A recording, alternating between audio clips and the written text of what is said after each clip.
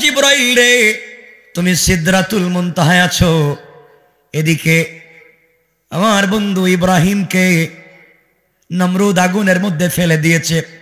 40 kilometre পর্যন্ত আগুন জ্বালিয়েছে। 40 মাইলের ভিতরে কোনো পাখি উড়ে যেতে পারে না, উড়ে গেলেই আগুনের জবস্য হয়ে জ্বলে যায়। উপর দিয়া পাখি উঠতে পারে না, নিচে জলে পড়ে যেমন আগুন তৈরি করেছে শুধুমাত্র কেবলমাত্র ইব্রাহিম দ্বীনের দাওয়াত দেওয়ার কারণে। জিবরাইল এই মুহূর্তে ইব্রাহিমকে উলঙ্গ করে আগুনের মধ্যে তার বাবা আজর ফেলে দিয়েছে।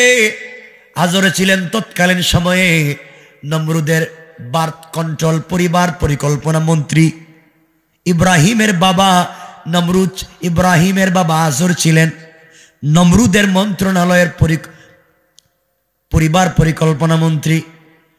এই নমরুদ দায়িত্ব দিল, তোমার ছেলেকে তুমি আগুনের ভিতরে ফেলো। কেমন শয়তান বাবা, কেমন খারাপ বাবা, নিজের সন্তানকে আগুনে ফেলে দিতে চায়। উলঙ্গ করে আগুনের মধ্যে চড়ক গাছ থেকে ফেলে দিয়েছে, আগুন নিচে পড়ে যাবে। আল্লাহ বলছেন জিবরাইল তুমি সিদরাতুল মুনতাহায়, আর এদিকে চড়ক গাছ থেকে ইব্রাহিমকে ফেলে দিয়েছে, এখন আগুনে পড়ে যাবে। এই মুহূর্তে তুমি জান্নাতের ভিতরে যাও, জান্নাতুল ফিরদাউস থেকে কাপড় আনো, ওই কাপড় নিয়া আমার ইব্রাহিমকে বাঁচাবার জন্যে, ইব্রাহিম আগুনে পড়ে যাওয়ার আগে আগে তুমি ইব্রাহিমের নিচে তোমার 600 নূরের ডানা বিছাইয়া দাও। আল্লাহু আকবার। ইব্রাহিমকে বিছাইয়া দাও, ইব্রাহিমের নিচে পর বিছাইয়া দাও। জিবরিল আমিন বলছে আল্লাহ ইব্রাহিম কই, আর আমি কই? আমি প্রথম আসমান, দ্বিতীয়, তৃতীয়, চতুর্থ, পঞ্চম, সপ্ত, এই আসমানের উপরে মহাকাশ পার হইয়া সিদরাতুল মুনতাহায় গাছের নিচে, আর ইব্রাহিম দুনিয়ায় নমরুদের আগুনে। তাও বলতেছেন জান্নাতে যাব, কাপড় আনবো, এরপরে আমি ইব্রাহিমকে বাঁচাতে যাব। আল্লাহ এটা কি সম্ভব? আল্লাহ বলেন কেন তোমার 600 নূরের ডানা দিছি না, টান দেও না। সুবহানাল্লাহ বললেন না, টান দেও না, দেখো কই যায়। আমার বন্ধুগণ ইব্রাহিমকে আগুনে ছেড়ে দেওয়া হয়েছে, এখন শূন্যে আছেন। উপরে আগুন, নিচে আগুন, দড়ি ছেড়ে দেওয়া হয়েছে উলঙ্গ করে। এমন সময় জিবরিল আমিন সিদরাতুল মুনতাহা থেকে দৌড়াইয়া জান্নাতুল ফিরদাউসের ভিতরে গেলেন। ওখান থেকে ইব্রাহিমের জন্য কাপড় আনলেন, কাপড় এনে টান দিয়ে দৌড়াইয়া এসে এখনো দেখেন ইব্রাহিম আগুনে পড়ে যাবে, মাত্র 1 সুতা বাকি আছে, এর ভিতরে তার নূরের পরগোলা বিছাইয়া দিয়েছে। এত তাড়াতাড়ি ইব্রাহিমকে জিবরিল আমিন বলছেন আপনি কাপড় পরেন। আর কেন আপনার বাবা আপনাকে আগুনে ফেলে দিল, কেন সবাই জ্বালিয়ে দিতে চায়, আপনি আমাকে বলেন, আমি আগুনটাকে নিভাইয়া দেই। ইসরাফিল বলেন আপনি আমাকে বলেন সিংহায় ফুঁক দিয়ে কিয়ামত ঘটাইয়া দেই। মিকাইল বলছেন আমাকে বলেন আমি বৃষ্টি দিয়া সব ধ্বংস করে দেই।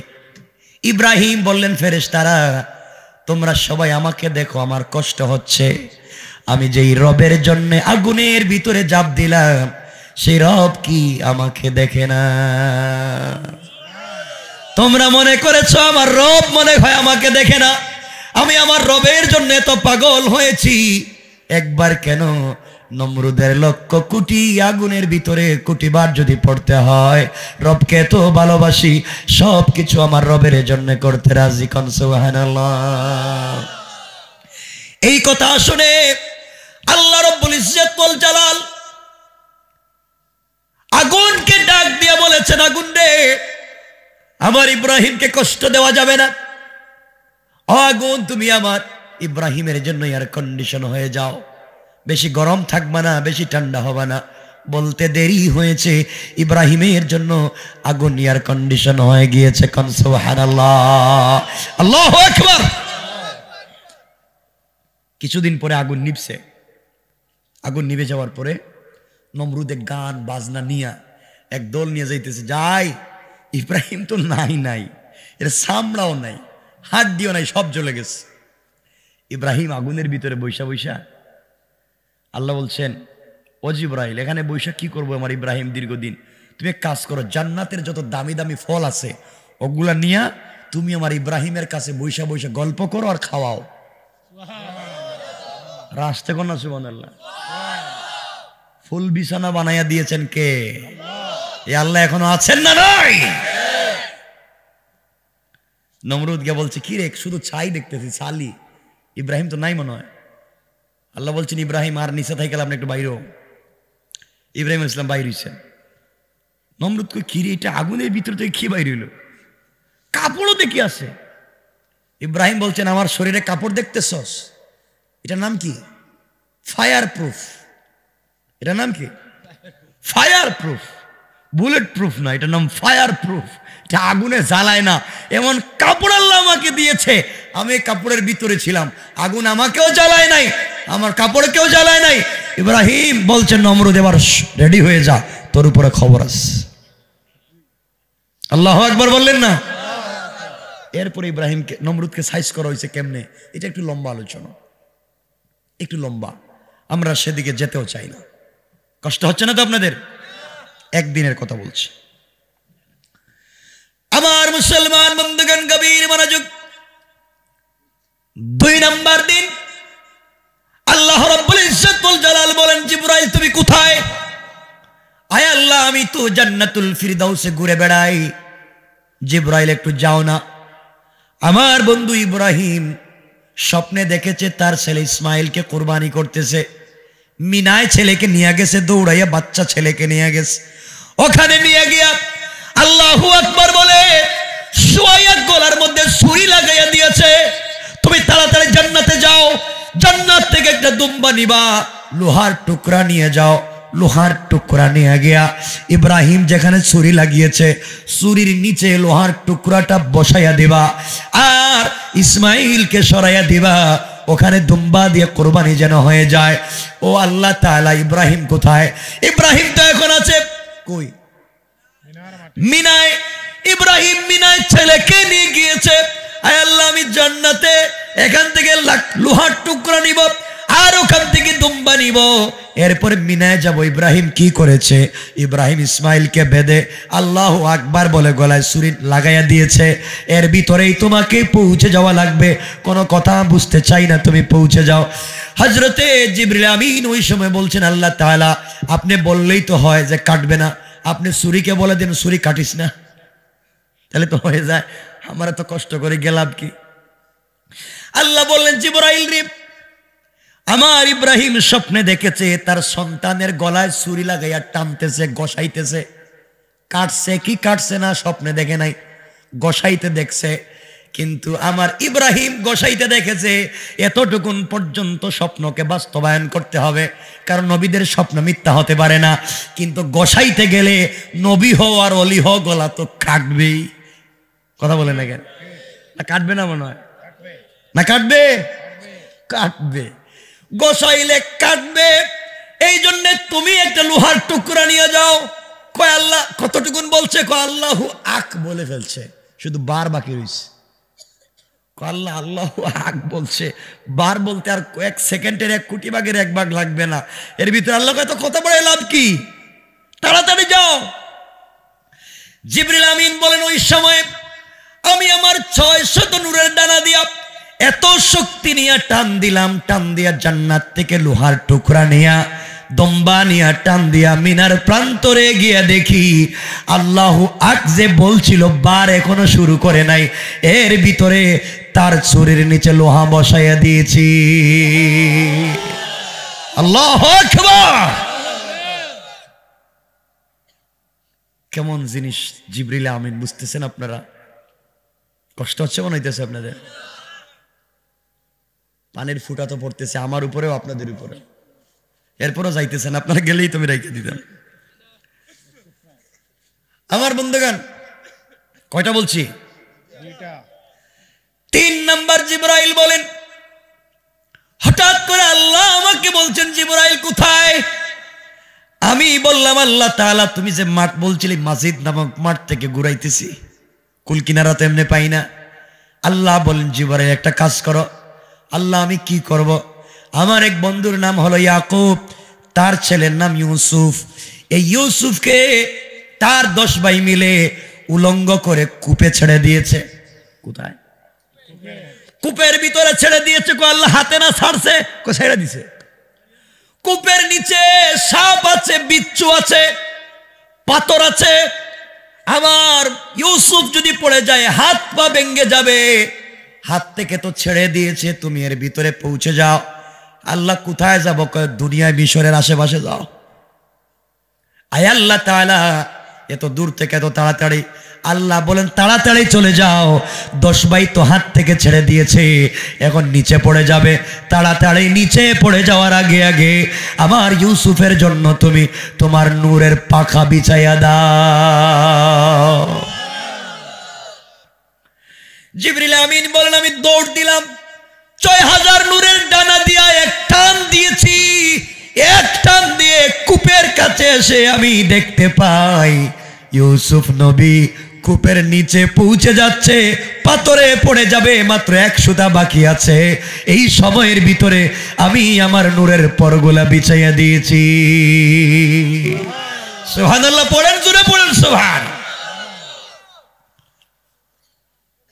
জিবরিল আমিন বলছেন আল্লাহ ইউসুফরে তো পাইছি, পর বিছাইয়া দিছি, কিন্তু বাচ্চাটা উলঙ্গ, কাপড় নাই। কাপড়ের কথা তো আপনি বললেন না। আল্লাহ বলেন যে কাজ হয়েছে এই ভিতরে কাপড় নিতে গেলে তো দেরি হয়ে যেত।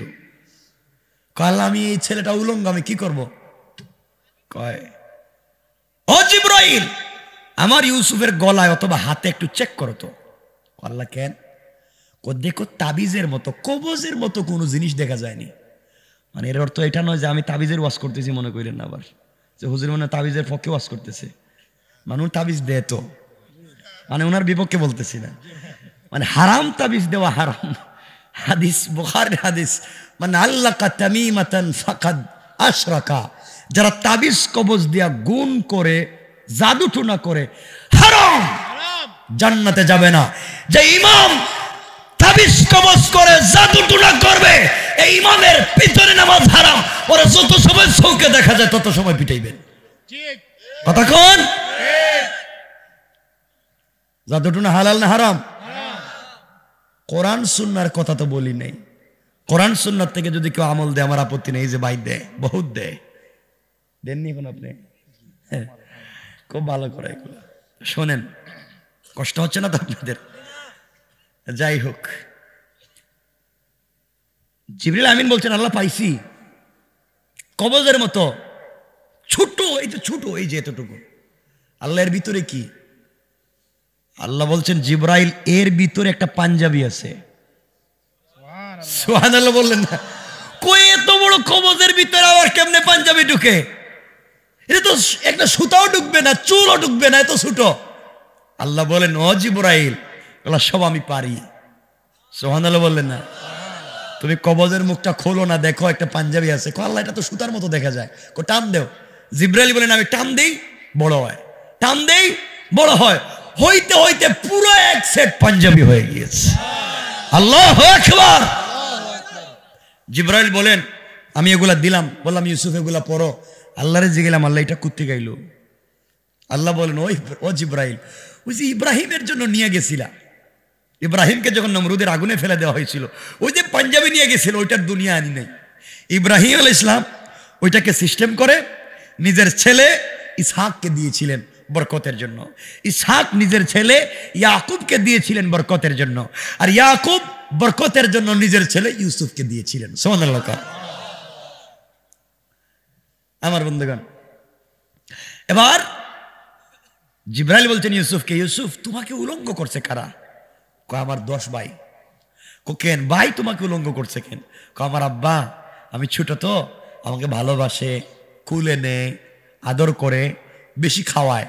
আমার 10 ভাই দেখতে পারে না, এজন্য ওরা আমারে মাইরে ফালাই দিয়ে গেছে।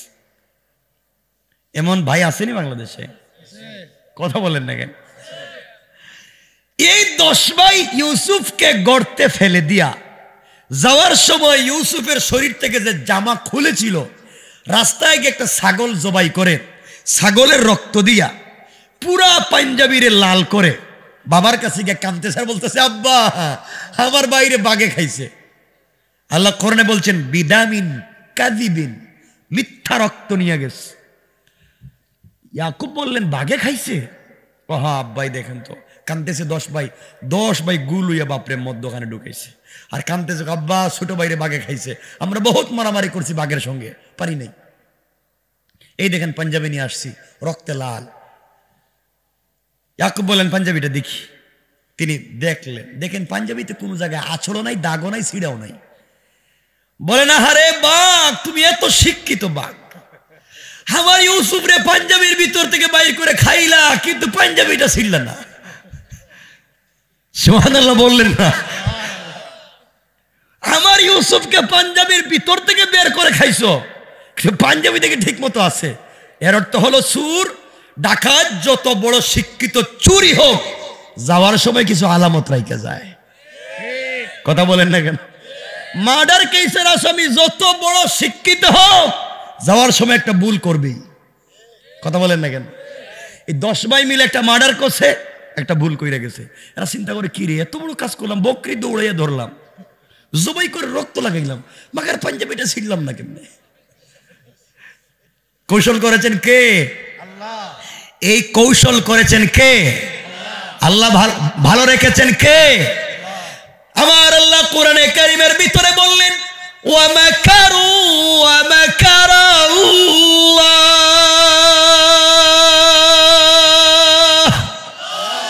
ওয়াল্লাহু খায়রুল মাকিরিন।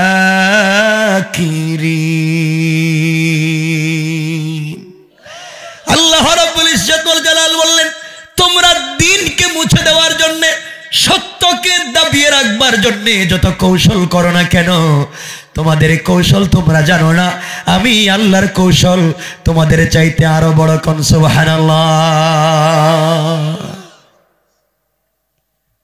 রাত্র 12টার উপরে হয়ে গেছে গা, আলম্বা করবো না। আরে না, আর কয়েক মিনিট দেখবেন, এখন মুরব্বীদের প্রস্রাবে ধরবে, আপনাদেরও কষ্ট হবে, আমি রেখে দিন।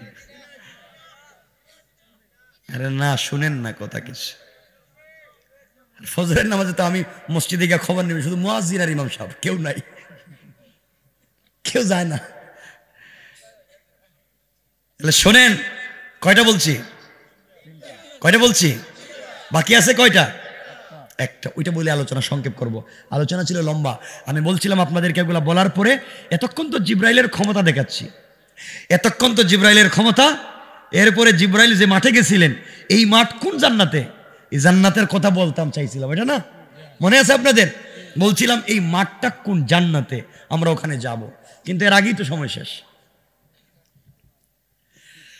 আমার মুসলমান বন্ধুগণ, গভীর মনোযোগ। এক পর্যায়ে জিবরিল আমিন বলছেন, 4 নাম্বার বার আমার সব থেকে কষ্ট হয়েছে। 3 বার তো যাই হোক যেভাবে গিয়েছি, 4 নাম্বার বার আমার যাইতে আরো কষ্ট হয়েছে। কখন? যখন বিশ্ব নবী সাল্লাল্লাহু আলাইহি ওয়াসাল্লাম তায়েফে গিয়েছিলেন। আমার বন্ধুগণ, কথাগুলো মনোযোগ দিয়ে শোনেন। আল্লাহর পয়গম্বর, আখিরি জামানার নবী জনাবে মুহাম্মদুর রাসূলুল্লাহ সাল্লাল্লাহু আলাইহি ওয়াসাল্লাম যেই দিন মক্কা থেকে তায়েফের দিকে যাওয়া শুরু করলেন, চাচা ইন্তেকাল করেছেন, আবু তালেব দুনিয়ার জমিনে আর নাই। কলিজার টুকরা স্ত্রী হযরতে খাদিজাতুল কুবরা দুনিয়ার জমিনে নাই। খাদিজা নবীজির এমন স্ত্রী ছিলেন, 75 বছর বয়সেও আমার নবীকে ছাড়া কোনোদিন খাবার খেতেন না। নবীজিকে নিজের হাতে গোসল করাইয়া দিতেন, এত বেশি ভালোবাসতেন। 2 জন মানুষ একটি ঘরে থাকতেন, একটা প্লেট, একটা গ্লাস, একটা কম্বল, একটা বালিশ। এত ভালোবাসা ছিল বিশ্ব নবীর প্রতি মা খাদিজার।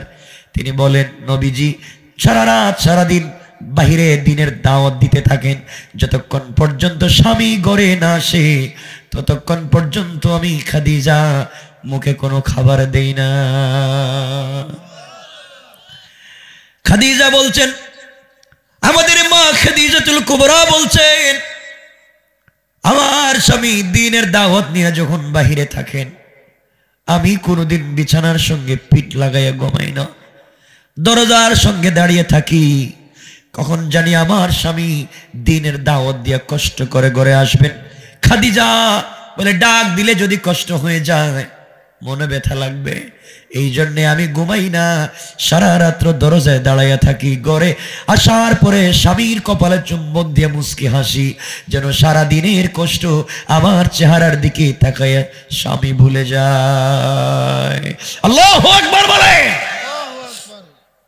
আপনাদের স্ত্রীরা এগুলো করে না? বাহিরে থাকতে টেলিফোন দিয়ে বলবে আজকে ঘরে আসো, খবর আছে তোমার। আল্লাহ জানে ঠিক বললাম না ভুল বললাম। আসো আজকে, কই ছিলা, তোমার সাইজ করবি, দেখবেন লম্বা দাও একটা নিয়ে বসে রয়েছে, ঠিক কিনা বলেন? এইটাও কইছে ঠিক। তোরা যে হারে বদনাম শুরু করছো মহিলাদের, সেই লাইনে তো ওয়াজই করতেছি না আজকে, ভাদি দিলাম যে হারে বদনাম করতেছো। ভাই তোমরা কেন এত কষ্ট করে এতক্ষণ থেকে দাঁড়াইয়া রয়েছো এখানে? সুযোগ থাকলে একটু বসে যাও না কেন? এই যে বাইরে দাঁড়ায় রয়েছো, আগামী তো বলবে যুবকদেরকে তোমরা একটু বড় করে প্যান্ডেল করে একজন যে কাউকে দাওয়াত দাও, লম্বা করে একটা বড় প্যান্ডেল করিও, ঠিক আছে না? ইনশাল্লাহ সবাই তাদেরকে সাপোর্ট দিবা। তোমরা এই কষ্ট করে বাহিরে আছো কেন? সুযোগ থাকলে বসে যাও। আমার মুসলমান বন্ধুগণ, গভীর মনোযোগ। বিশ্ব নবী খাদিজার ইন্তেকালের পরে, চাচা আবু তালিবের ইন্তেকালের পরে চিন্তা করলেন মক্কায় থাকা যাবে না, মক্কার মানুষ আমাকে আঘাত করতে পারে, চলে যাই নানার বাড়িতে, তায়েফের দিকে চলে যাই। মানুষ কষ্ট পেলে তো নানার বাড়ির দিকে যায়, ওখানে গেলে আদর করবে। আমার বন্ধুগণ, বিশ্ব নবী তায়েফে গেলেন। যেই ছেলেরা আমার নবীর সাথে খেলতো, যারা আমার নবীকে সঙ্গ দিত, তাদের কাছে গিয়ে আমার নবী বলছেন আসলিম তাসলাম, ইসলাম কবুল করো, শান্তিতে থাকবা। নবীজির সঙ্গে ছিলেন হযরতে যায়েদ। এই কথা বলবার কারণে যেই লোকগুলো আমার নবীকে ভালোবাসতো, কলিজার চাইতে বেশি ভালোবাসা ছিল, এই লোকগুলো আমার নবীকে পাগল বলে গালি দেওয়া শুরু করেছে। হাতে পায়ে দড়ি লাগায়া, শিকল লাগায়া তায়েফের উত্তপ্ত বালির উপরে পাগল বলে টানা হেঁচড়া শুরু করেছে। পাথরের উপরে বিশ্ব নবীকে টানতেছে, নবীজির শরীর থেকে রক্ত মুবারক অজুর ধারে ঝরে যায়। আমার নবীজি অজ্ঞান হয়ে গিয়েছেন। চিৎকার করে ফেরেশতারা কান্না করে ডাক দিয়া বলেছে আল্লাহ, যাকে তৈরি না করলে দুনিয়াকে তুমি সুন্দর করে ডিজাইন করতে না, এই বিশ্ব নবীর শরীর থেকে এই মুহূর্তে রক্ত ঝরে যায়, পাগল বলে ডাকে। তুমি না বলেছো মানতা বিনিআমাতি রাব্বিকা বিমাজনুন, তুমি না বলেছো তোমার বন্ধু পাগল না। কাফেরেরা পাগল বলে টানে।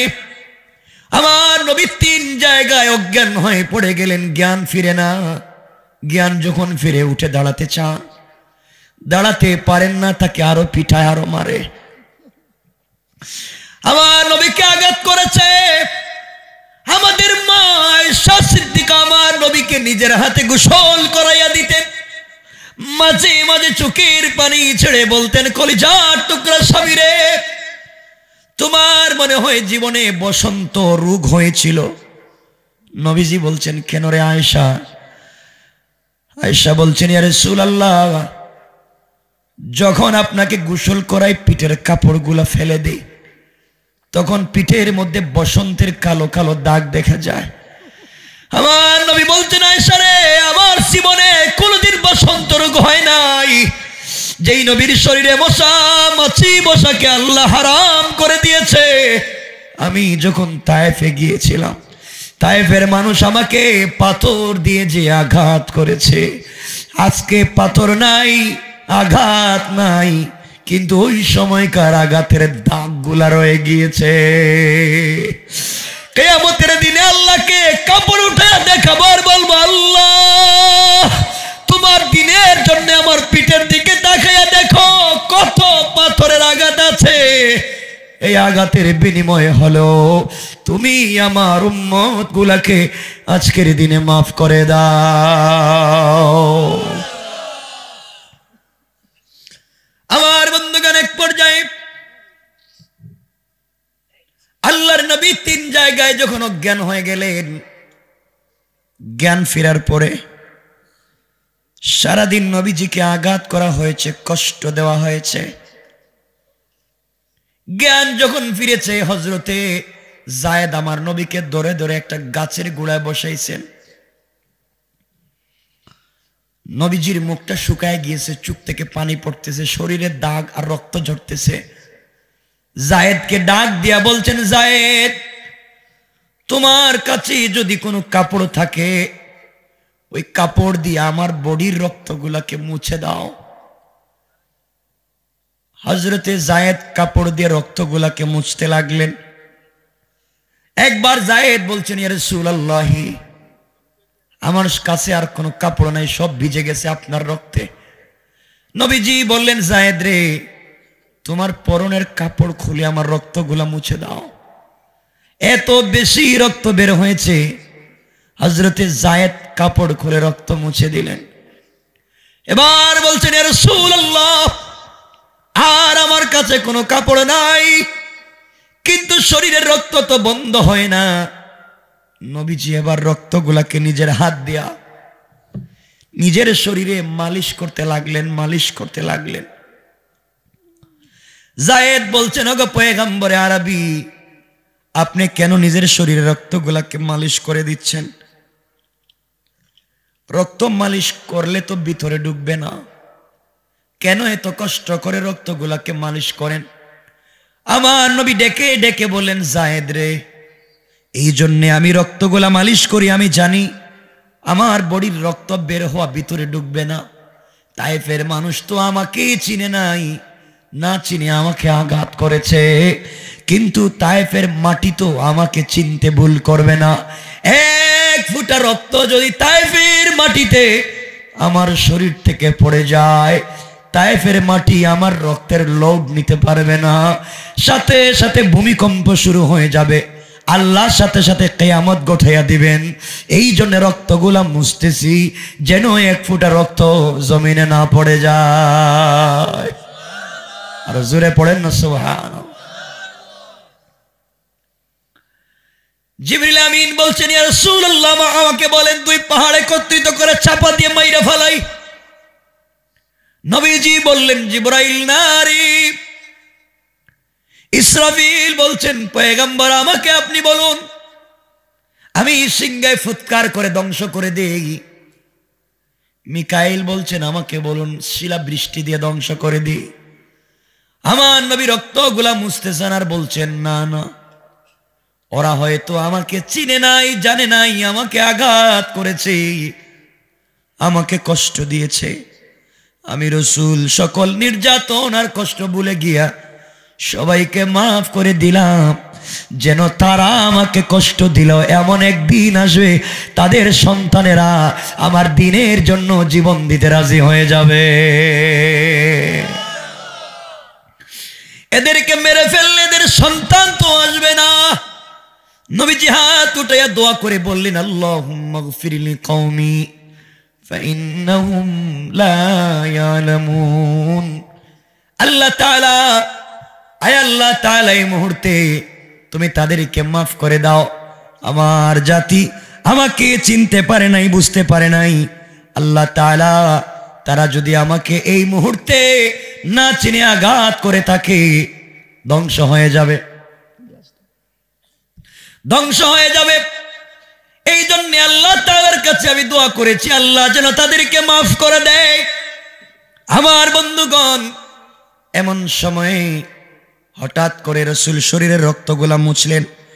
আল্লাহ ডাক দিয়া বলছেন, জিবরাইল তুমি কোথায়? জিবরাইল বলছেন, আল্লাহ তাআলা, আমি তো সিদরাতুল মুনতাহায়। ও জিবরাইল, তুমি সিদরাতুল মুনতাহায়। আজ আমি কিয়ামত কায়েম করে দেব। যেই নবীর কারণে গোটা দুনিয়া সাজাইছি, যার নাম দিয়ে আরশে আজিম সাজাইছি, যার নাম দিয়ে গোটা দুনিয়া ডেকোরেশন করেছি, আমি যার নাম দিয়ে সিদরাতুল মুনতাহায় গাছের পাতায় নাম লিখে দিয়েছি, আমি আল্লাহর সে মুআল্লা যার নাম দিয়ে ডিজাইন করেছি, আমি আল্লাহ যার নাম জান্নাতুল ফিরদাউসের গেটে লিখে দিয়েছি। এই নবীর শরীরের রক্ত হাত দিয়ে মুছতেছেন, এক ফোঁটা রক্ত তার পায়ে চামড়ার মোজা ছিল, এই মোজা ভিজে পায়ের নিচ দিয়া একটা রক্তের ফুটা লটকা লটকি করতেছে। নবীজি ফুটা দেখতেছে না, নবীজি পায়ের রক্তটাকে দেখতেছে না, লটকিতেছে। যদি মাটিতে পড়ে যায় জিবরাইল কাউকে রাখবো না, সবাইকে হত্যা করে ফেলবো, কিয়ামত কায়েম করে দেব, দুনিয়ায় কেউ থাকবে না। সবকিছু যদি ঠিক রাখতে চাও তাড়াতাড়ি সিদরাতুল মুনতাহা থেকে দৌড় দাও তায়েফে। আমার নবীর পায়ের নিচে গুড়ালির দিকে এক ফোঁটা রক্ত লটকিতেছে, হঠাৎ কোন সময় জানি পড়ে যায়। মাটিতে পড়ে যাওয়ার আগে আগে দুনিয়াকে যদি বাঁচাতে চাও তোমার নূরের পরোটা বিছাইয়া দাও। আল্লাহু আকবার বলেন।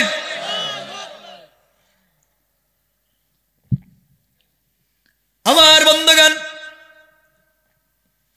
আল্লাহর রাসূল বারবার করে রক্তগুলা মুছতেছেন, হঠাৎ করে তিনিও তাকাইয়া দেখেন নাই পায়ের নিচে। আমরা তো কাপড়ের মোজা পরি, রাসূল পরতেন চামড়ার মোজা, চামড়ার মোজার নিচে এক ফোঁটা রক্ত লটকে গেছে। এমন সময়ে জিবরিল আমিন দৌড়াইয়া সিদরাতুল মুনতাহা থেকে 600 নূরের ডানা টান দিয়েছেন, টান দিয়া তায়েফে গিয়ে দেখেন আমার নবীর পা মোবারক থেকে রক্তের ফোঁটা ছুটে জমিনের দিকে যায়, মাটিতে লেগে যায় সময়ে হযরত জিবরাইল তার 600 নূরের ডানা বিছাইয়া আমার নবীকে হেফাজত করে দিয়েছেন, আর দুনিয়াবাসীকে সাহাবার গজব থেকে বাঁচাইয়া দিয়েছেন। কোন সুবহানাল্লাহ, আল্লাহু আকবার। এই জিবরাইল এত শক্তিওয়ালা, জিবরাইলকে আল্লাহ বলছেন মাজিদ নামক মাঠটা ঘুরে আসো। জিবরাইল ঘুরতে গেলেন। এখন এই মাঠ কোন জান্নাতে আছে, এই জান্নাতের খবর বললে তো লম্বা হয়ে যেতেছে, এজন্য আর আমরা সামনের দিকে যেতে চাই না, এখানে রাইখা দিতে